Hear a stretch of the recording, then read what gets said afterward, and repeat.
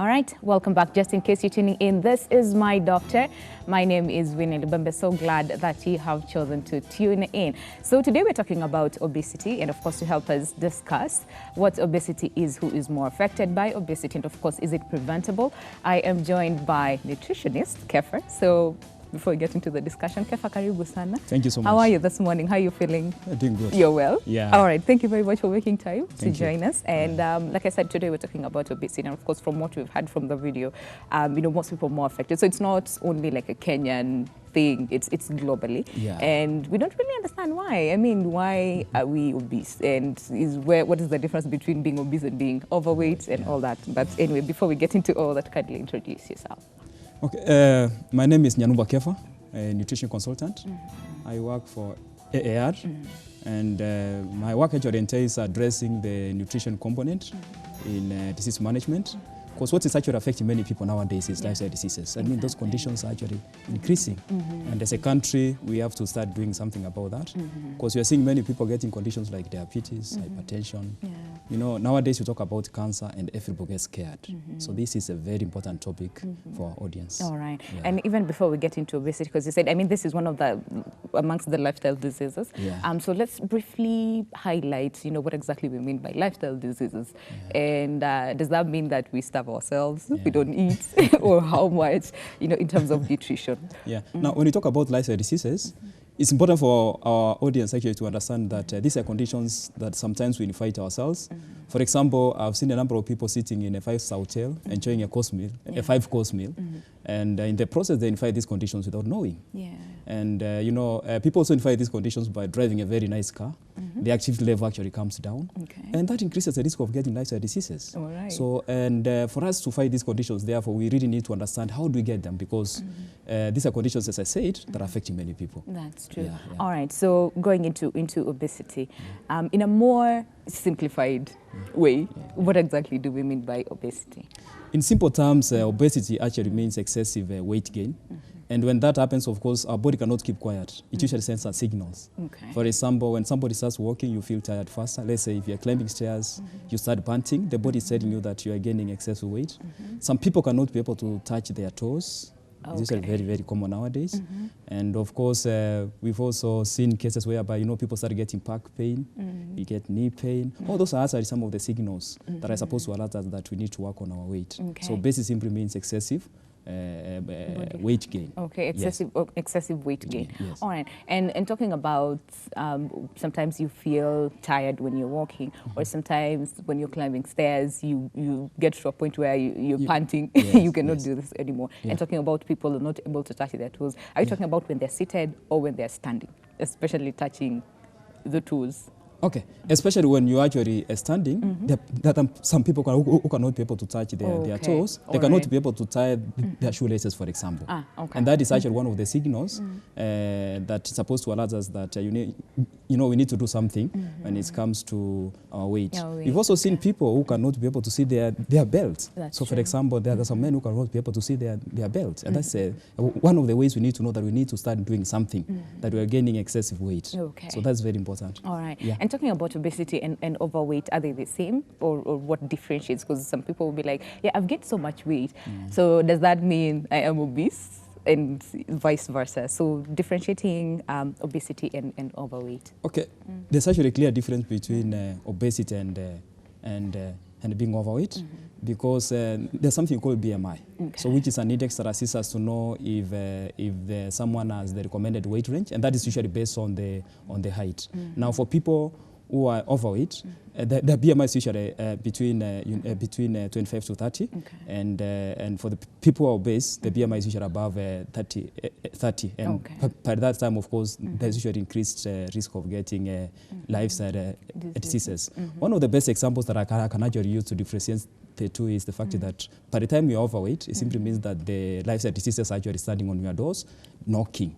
By the time you get obese and all that, you become obese, it simply means that the door is open and lifestyle diseases can just walk in anytime. And our audience actually needs to know that. So the biggest question is, so why do people get obese?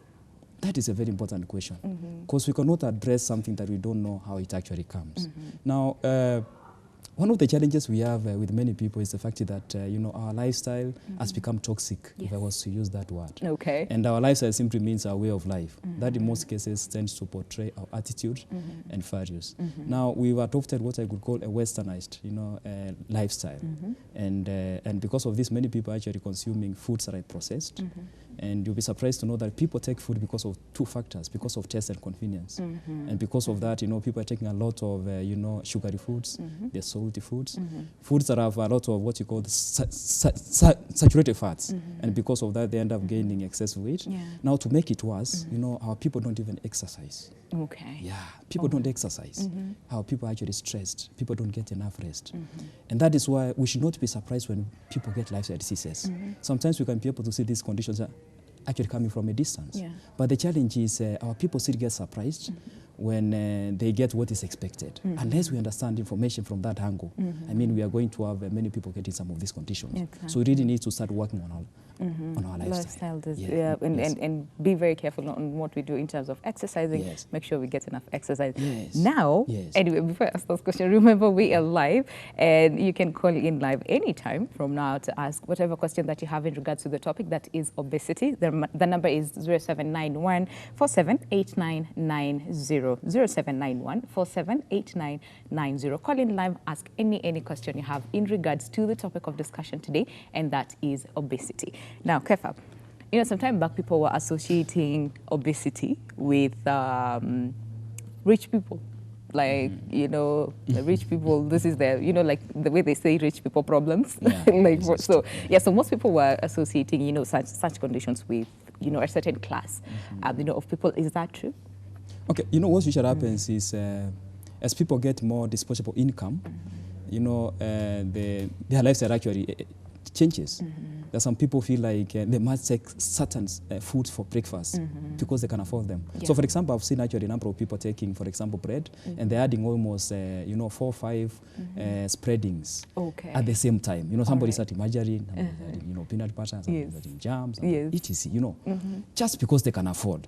And that, of course, increases the risk of... Not because they need it. Yes, not because they need it and all that. And that's the connection between, you know, our income and obesity. But money by itself is not bad. But money tends to amplify what we believe. Because as Africans, one of the challenges we have is the fact that, you know, we believe that we have to take too much of everything. I mean, we believe in everything, being a big car, a big house, a big body and all that, and that really affects us. Okay. Yes. All right. So, big money, big, okay. That's interesting. All right. So, in terms of breakfast, let's just start with breakfast because it's the most important meal of the day. And when it comes to breakfast, do we need to ensure that, you know, whatever we take is balanced? And when you talk about balance, of course, we talk about proteins, vitamins, and carbohydrates. And how much in terms of quantities? Because you said sometimes we take too much and we don't really need it at the end of the day. Now, just to talk a little bit about breakfast.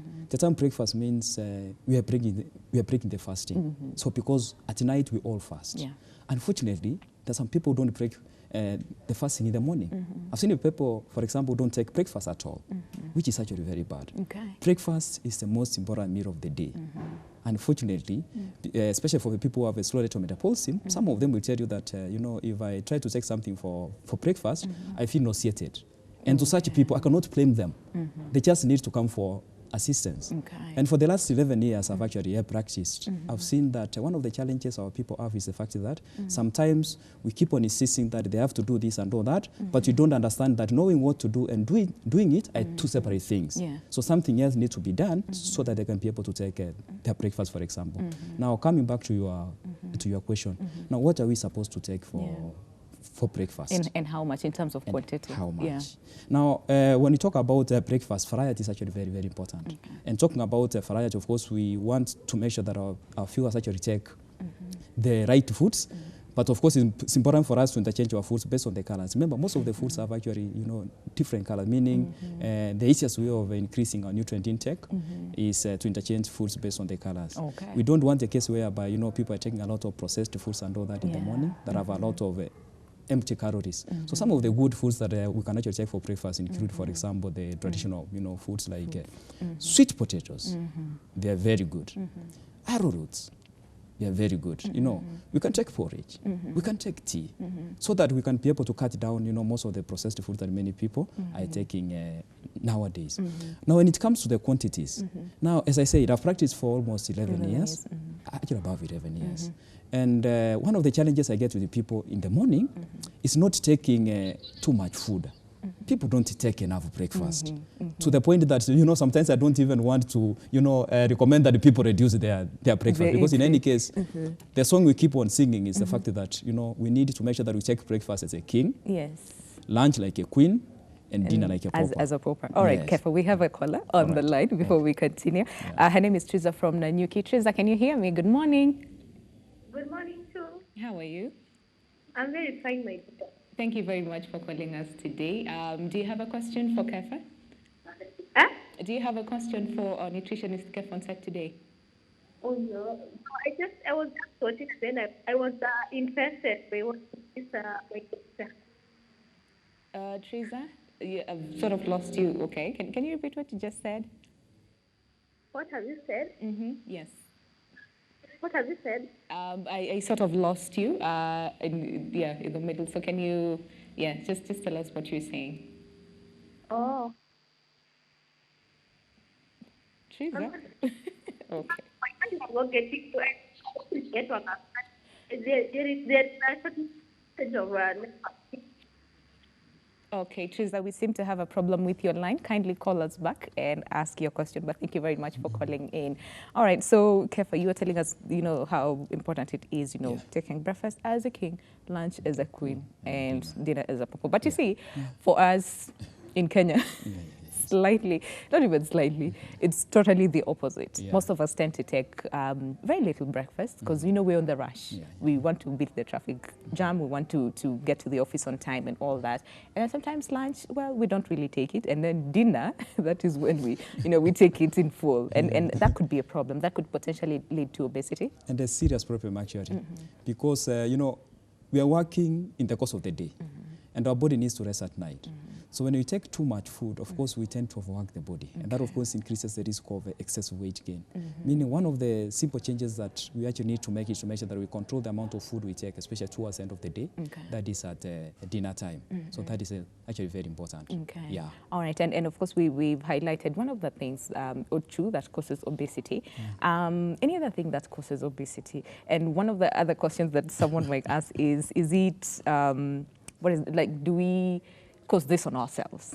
Because, you know, like you said, this is a lifestyle, you know, disease. So is it that we cause it on ourselves? Okay, as I said, you know, if when people take processed foods, the risk of excessive weight gain usually increases. But I'm usually very keen not to blame people, because I also understand that at times they cannot be able to control, for example, cravings. Yes. Do you know that one of the reasons as to why people take fast foods is because of cravings? And if you try to engage them to find out why they're getting cravings, a number of people will tell you that they don't know. Meaning it's our work as professionals to find out why people get cravings, so that we can be able to address the root cause. So most people actually take wrong foods because of the cravings. When my patients come to see me, I'm usually very interested to know what type of cravings they usually get. We know we have different types of cravings. We have cravings for sugary foods, for salty foods, and fatty foods. And once I get to know which cravings I'm actually experiencing, it's my work to try and find it's my work to try and make sure that I address those cravings.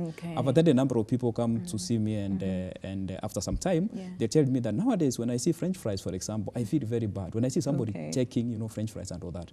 And that tells me that this somebody was actually changed. But why did that happen? Because we addressed the cravings. So cravings, are they, do they indicate that there's something lacking in your body, or what exactly do they mean? Now, when you talk about craving simply means your body is trying to cry for nutrients. Meaning why people get cravings is because of lack of certain nutrients. We know that cravings are actually very common during a pregnancy, because our people don't prepare for pregnancy. And that is why a number of them will actually say that, oh, I gained a lot of weight during pregnancy and all that. Why? Because people don't see nutritionists before pregnancy, because, you know, during that time there's increased need for nutrients. So cravings are actually expected. So we need to be ahead of the curve by doing something about it.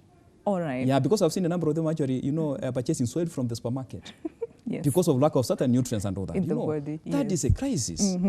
So there's a way we can actually address these cravings, but we have to know some of the nutrients that we're actually lacking. But our patients cannot be able to know unless they come for assistance. I mean, they need to be proactive. Okay. Yeah. All right. So you talked about BMI. Yeah, BMI. Someone might ask, okay, so how is this calculated in terms of finding out whether I am obese or not? And then again, some people think that when you're thin, you're okay.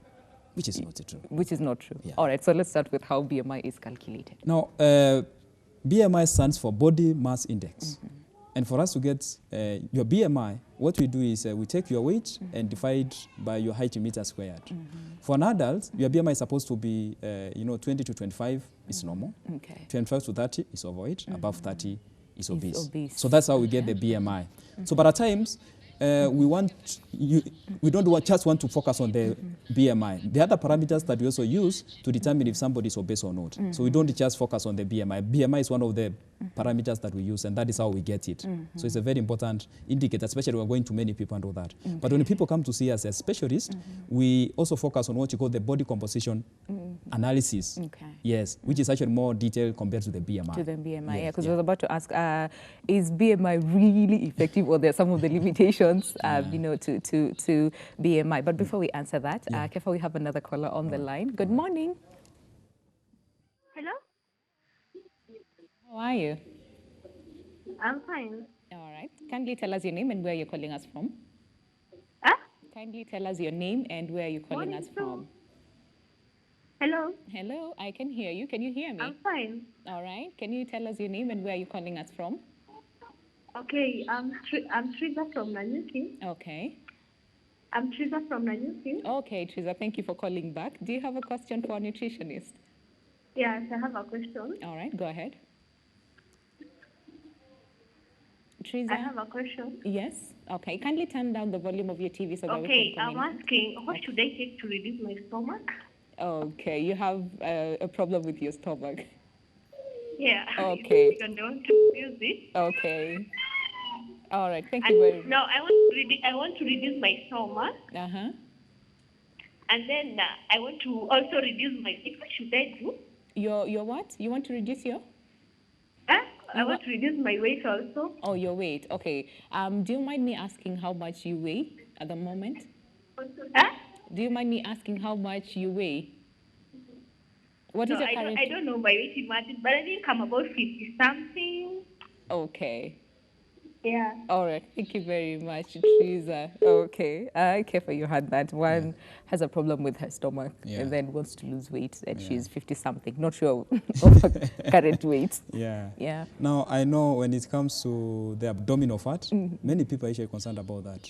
Especially ladies, they're really concerned about that, which is very good, because in any case, what increases the risk of getting lifestyle diseases is the abdominal fat. Okay. Yeah. So I know there are many ways people use to to fight the abdominal fat, and some of them are not that good. Like I've seen people going for detox programs, which are not that good.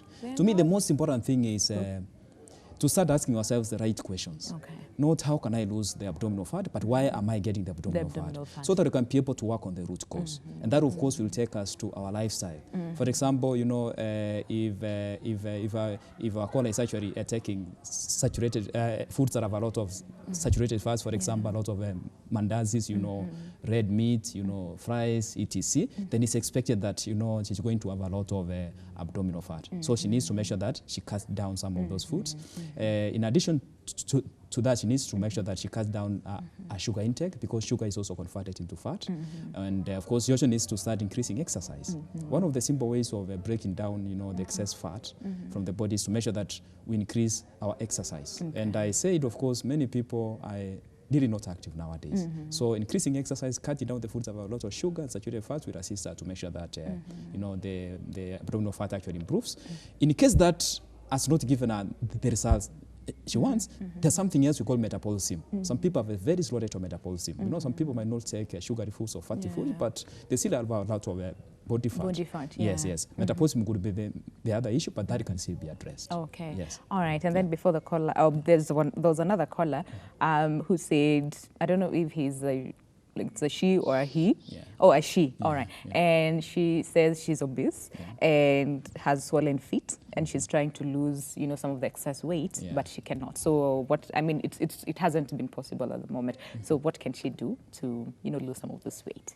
Okay, for effective weight loss, I just want us to go through the few steps that we usually take our patients through in the process of weight loss. Yeah. First and foremost, when patients come to see us, we want to understand some of the challenges they have. Some of them have swollen legs and all that, and at times that's expected because of the excessive weight gain. And once the weight comes down, a number of them will actually improve. Okay. So we also go to the second step, which is getting to understand their dietary history. Okay. So once we understand their dietary history, then we design a program for them.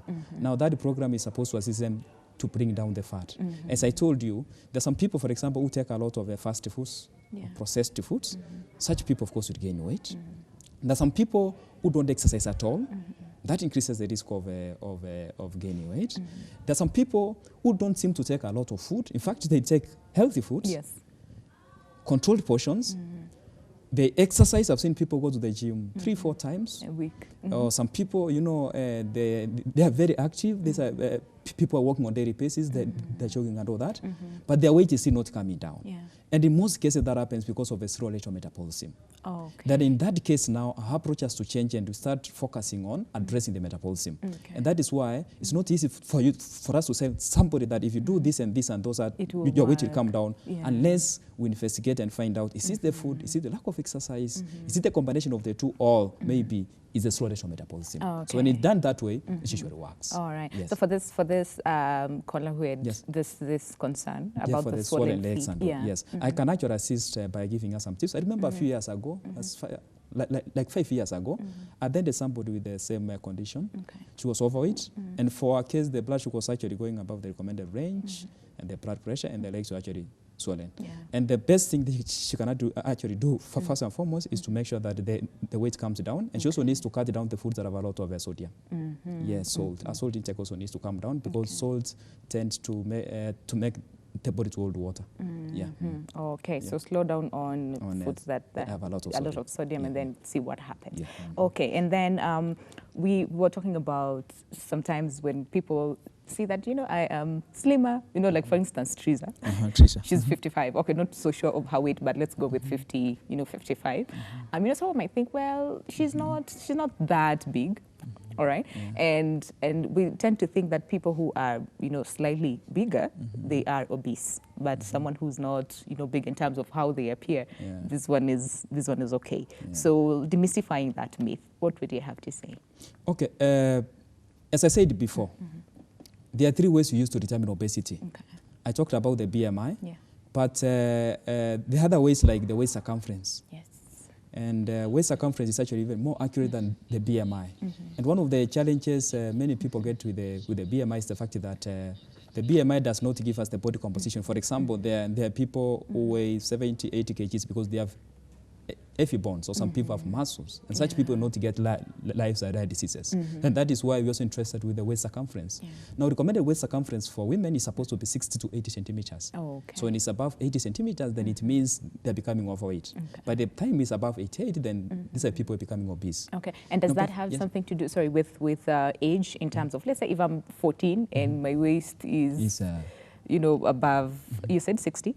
60 to 80 centimeters. Yes. Yeah, so let's say if I'm 14 and my weight is above maybe 60 or 80, so does that have something to do with age? Like, is age sort of like a limitation in the sense that if I'm 14 and my waist circumference is over 80, and let's say if I'm 70 and my waist circumference is below, or over 80, so does that affect? Of course, if somebody is younger and the BMI is actually, the waist circumference is above 80, then it means this is somebody who is actually at increased risk of getting lifestyle diseases. Okay. And that is actually happening nowadays, especially with our children. It's becoming actually a major issue.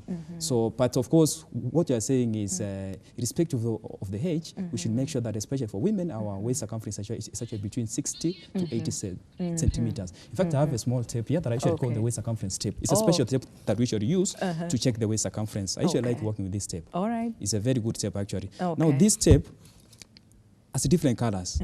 So as I said, the recommended waist circumference is supposed to be 60 to 80 for women. It's usually indicated green. Okay. It's usually indicated green. Now from 80 to 88, it's a warning. It's usually indicated yellow. These are like traffic lights. Okay. So above 88 is red.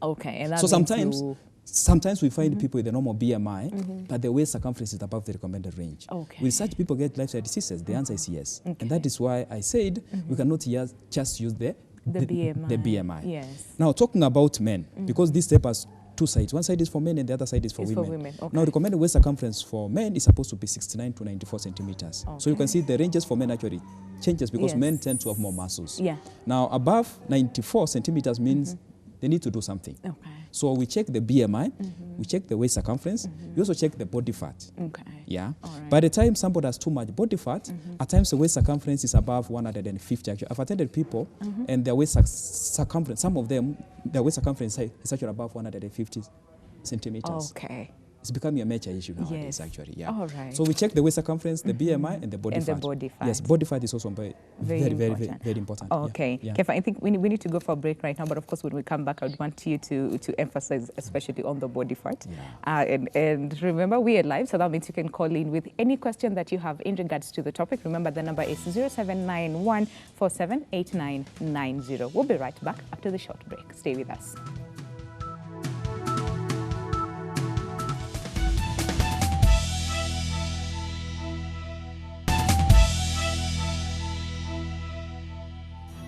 All right, welcome back. This is My Doctor. Thank you very much for staying with us. Remember, we're talking about obesity. So if you're tuning in right now and you have a question in regards to the topic, feel free to call us. We're live, so we'll answer your question as soon as we receive it. The number is 0791 478990. So, Kefa, before we went for break, time really flies. We were talking about body fat. And how best can you, take us through, body fat, how much is too much, and when are you supposed to see a doctor? Okay, I've already talked about the waist circumference. Yes. And we have a special machine that usually checks the body fat. It's called the body fat monitor. And what we just need for you to get your reading is just your height, your weight, and your age. Okay. So once we feed that information into the machine, you just need to hold it for a few minutes and you get your body fat percentage. Okay. Now, recommended body fat percentage for women is supposed to be a bit more than men because men tend to have more muscles. Yeah. We recommend on the higher side, women should not go above 30%, and men could be around less than 25%.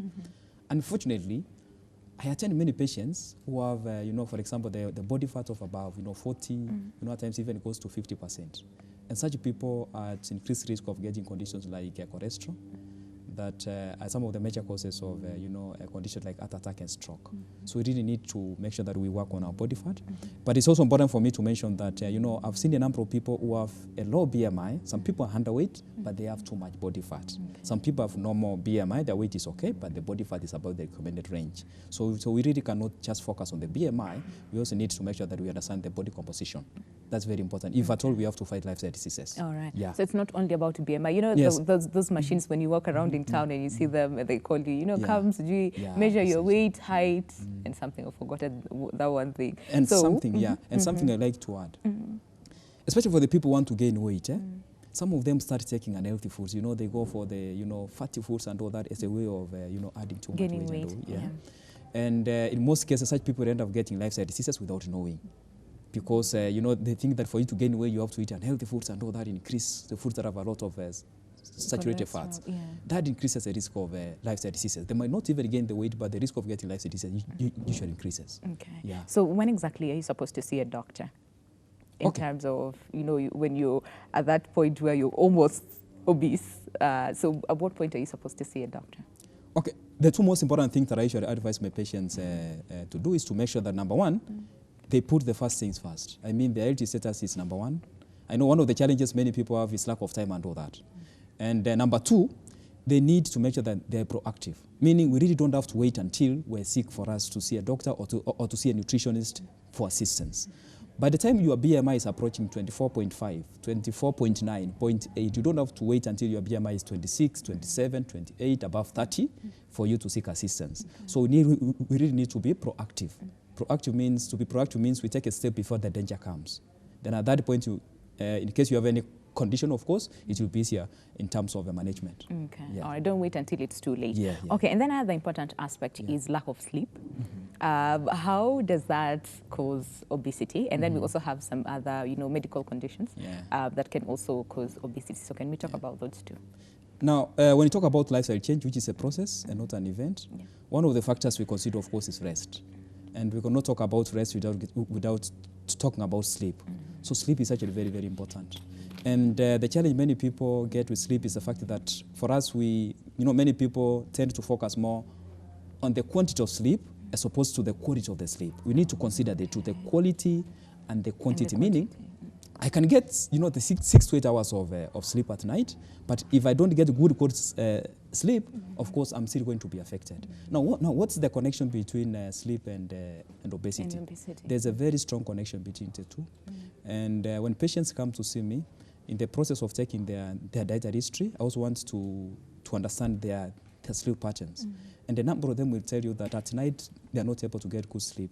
I've attended patients who tell me that they go to bed at 9:30, for example, and sleep is actually coming around 3 for 20 minutes, disappears and comes at 5 when they're supposed to wake up to go to work. So it becomes a major challenge. Such people will start experiencing fatigue in the course of the day.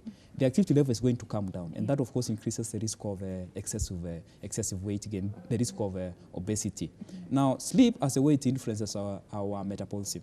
When our metabolism slows down because of lack of sleep, of course, the risk of obesity also increases. So that is why sleep is very, very important. We cannot ignore it. Okay. It's very important. Yeah. So we need an average of 6 to 8. To 8 hours, quality. Yes, quality, and understanding that sleeping is not a luxury, it's a necessity. It's a necessity. It's a necessity. All right, yeah. that's interesting. All right, we have another caller on the line. Good morning. Hello? Good morning. Hello. My name is Patrick Olanda from West Pokot. All right.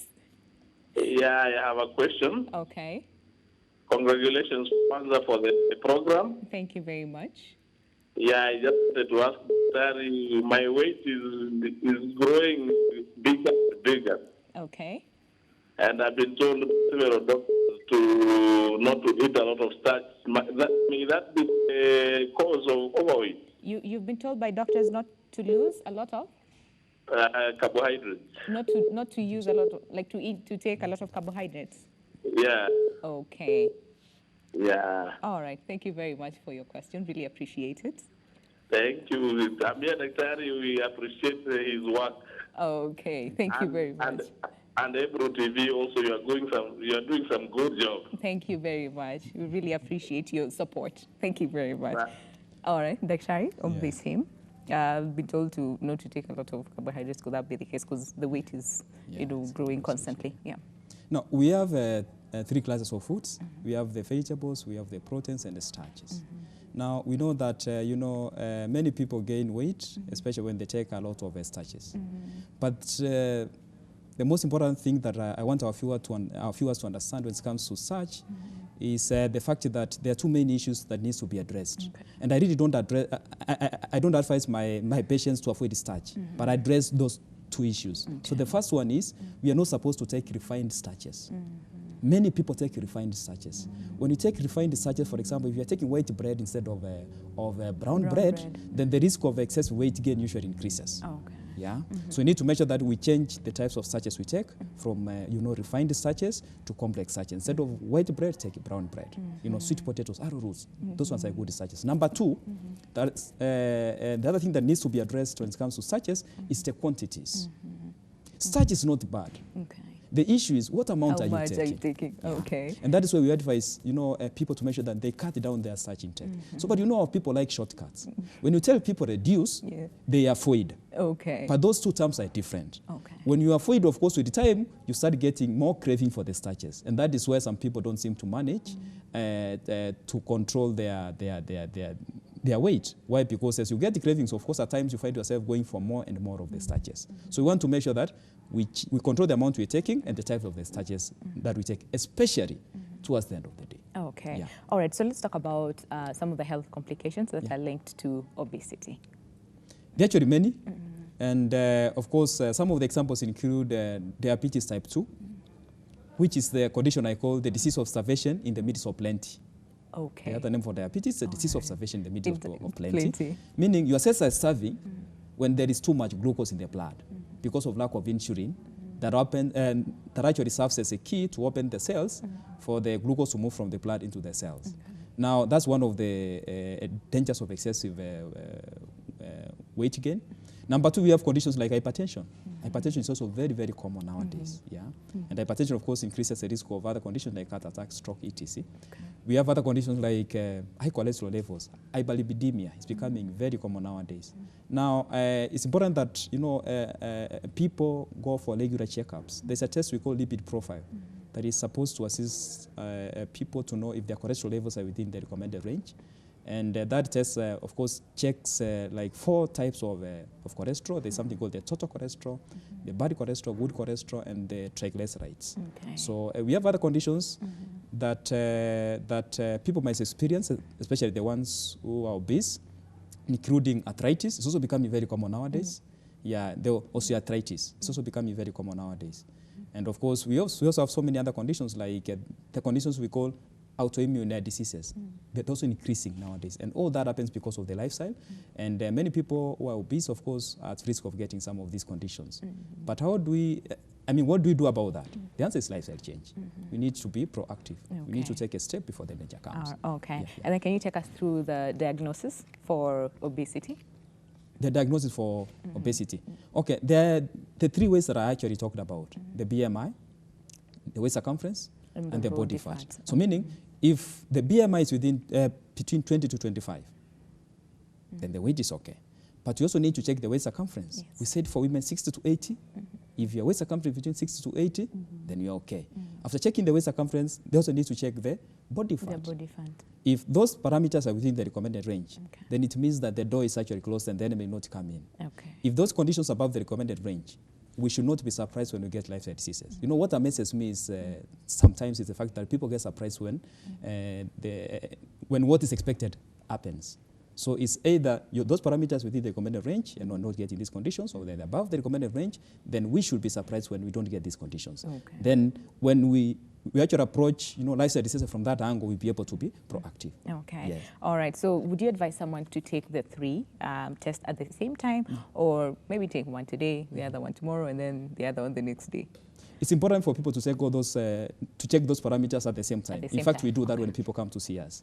We check the BMI, the waist circumference, the body fat, before we get to understand the way to take their foods. And of course, after that, we're able to give them a nutrition program, which is actually very, very, very important. You know, what I usually tell people is the fact that what you assist them is actually getting a program that addresses what you're supposed to take for breakfast, for lunch and dinner, so that you can be able to, get rid of the wrong foods that number of people are checking. Okay. So do not just walk around in town and then there's like a machine that calls you and then you go check your BMI and then you're like, I am okay. And at times, those machines actually even announce your weight and everybody looks and says, oh no, who is this weighing 110 and all that. So it's important for you to measure that, number one.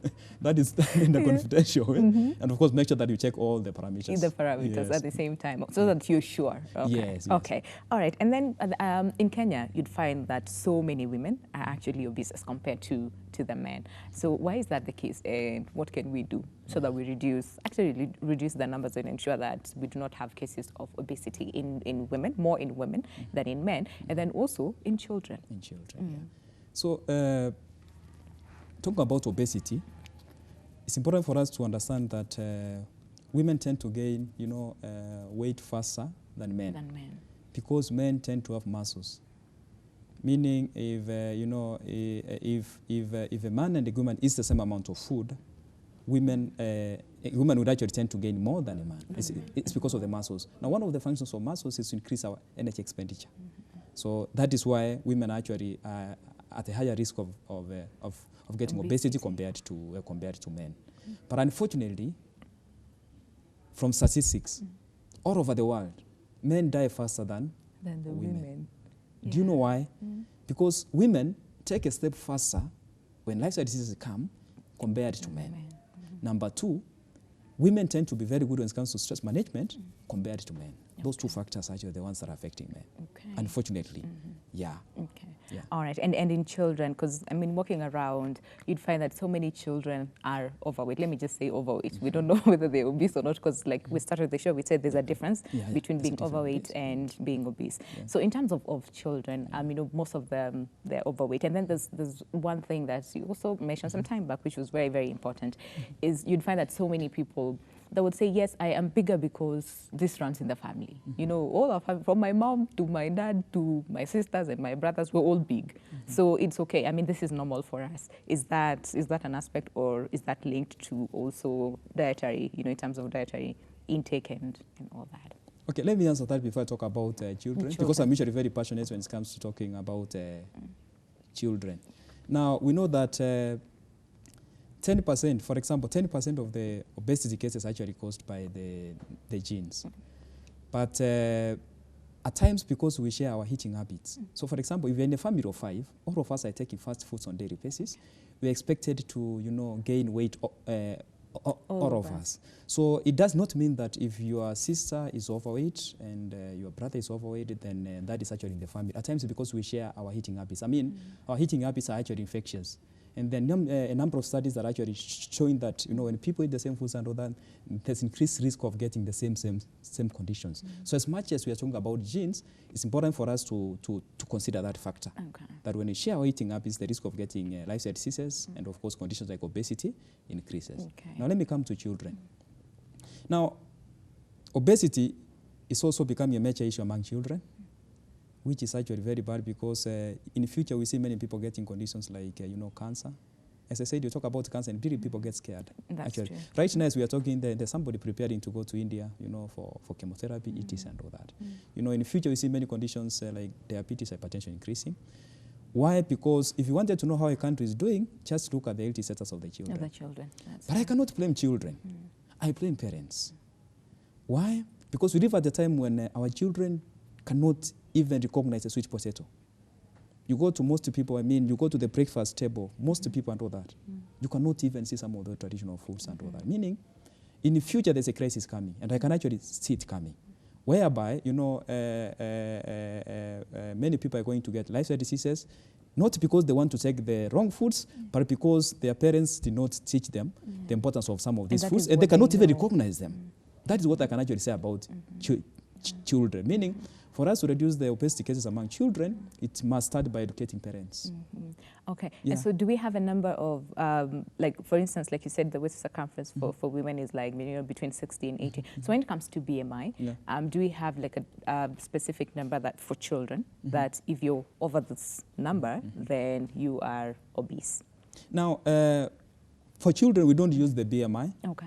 And that is why, as I said, you know, BMI has a number of limitations. Yeah. So for small children, we don't use the BMI. There is something called the MUAC. Yes, we use what you call the MUAC. And of course, maybe next time when you get time, we can also talk more about MUAC and all that. Yeah. We can use their arm circumference. Okay.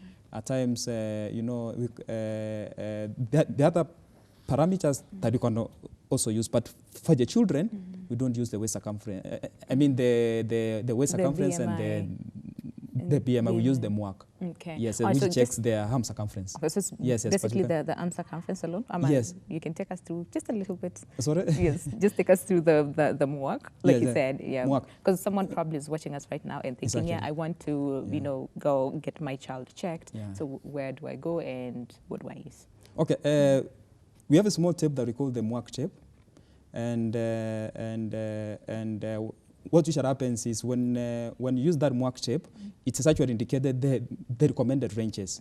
Meaning, if, for example, your child has the mid-upper arm circumference of let's say around 13, 14 centimeters, then you're able to know that this is a child who is actually overweight. Overweight. Okay. And the goodness with that tape, it's usually indicated. It has different colors. It has green, it has yellow, and it has red. So by the time you see red, it's able to guide you to know that this is a child who is actually overweight, and something needs to be done. To be done immediately. Yeah, Okay. yeah. And just to make it clear, it's not an ordinary tape yanguo. You Yeah, know those ones that yeah. you use It's to actually a very small tape. It's called the muac tape. Oh, okay. Yes. And then muac this one that you used. It's called the waist circumference tape. The waist, yeah, Waist not the ordinary circumference. tape as well. It's not the ordinary okay. tape. Yeah. All right. So before we go to treatment, let's talk about prevention of obesity. What are some of the ways that we can prevent? Because, like you said, prevention is better than cure, and it's not good for us to wait until it's too late for us to think of getting help.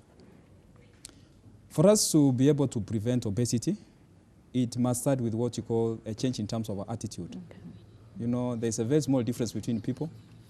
That small difference makes a very big difference. So the small difference is their attitude, and the big difference is whether their attitude is positive or negative. Now, many people have a positive attitude towards unhealthy foods, and that needs to start changing. Okay. Why am I saying that? Why am I saying that? Because, for example, when people see, certain foods that are known to have a lot of sugar, salt, or saturated fats, they see enjoyment. I see disease. So meaning the same food can be seen differently by different people. And that's why I keep on saying that for us to change our lifestyle and fight lifestyle diseases or prevent lifestyle diseases, we have to make sure that we start by changing our attitude. So that we can move to step number 2, whereby we are getting the right information. For us to prevent obesity, it's important that we get the right information. There are some people who are actually fighting obesity the wrong way. So, for example, I talked about the detox programs. Yeah. They're very common nowadays. When people use detox program for weight loss, what usually happens is they lose a few kgs because their body is breaking muscles. Yeah. But after that, they gain more. Why? Because they really affected their metabolism without knowing. Yeah. So we have to get the right information. And that is why we keep on saying that you need to make sure that you see a specialist. Get a nutrition program from a specialist so that you can be able to fight or prevent obesity. Number 3, it's not enough just for us to get the right information. You have to put it into action. Because it's not what you know that makes a difference, but what you do with what you know. Yeah, okay. Very important. And of course, monitoring and evaluation is very, very important. Like many of the people come to see us, you are supposed to come for review so that we can keep on addressing the challenges, because lifestyle change is a process. It will never happen one day. It's a process. Then, of course, last is maintenance. Maintenance is very, very important. There's no point of somebody, for example, losing 5 kgs and gaining 10 after that. It amounts to waste of time and resources, you see. So maintenance is very, very important. Very important. So that's what you need to do to prevent obesity and seeking professional advice so that we do it the right way, because even sick people lose weight. And that tells us one thing, that weight loss can also be a sign of sickness.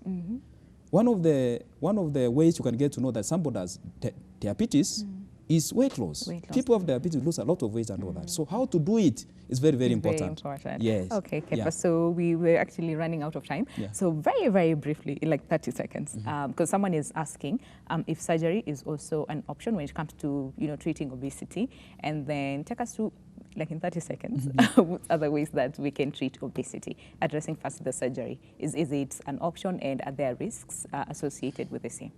Okay, we've seen a number of, some people going for surgery and all that. But to me, the most important thing, as I said when I started talking, is can we make sure that we are not just addressing the smoke, but the fire.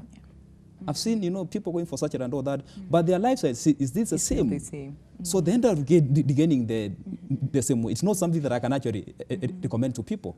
Let's work on the fire and not the smoke. Okay. That's what I can say. All right. Yeah. Okay. Yeah. So thank you very much, Kepa. We really, really, really appreciate your time today. And we've learned a lot. Personally, I have learned a lot in terms of obesity. And I liked what you said when we started the show, that, prevention is better than cure. So do not wait until it's too late for you to start seeking help, because chances are it might not help at the end of the day. So thank you very much, Kepa. And of course, thank you so much for tuning in and, of course, staying with us. This is My Doctor. My name is Winnie Lubambe. See you again tomorrow, same time, same place. Goodbye.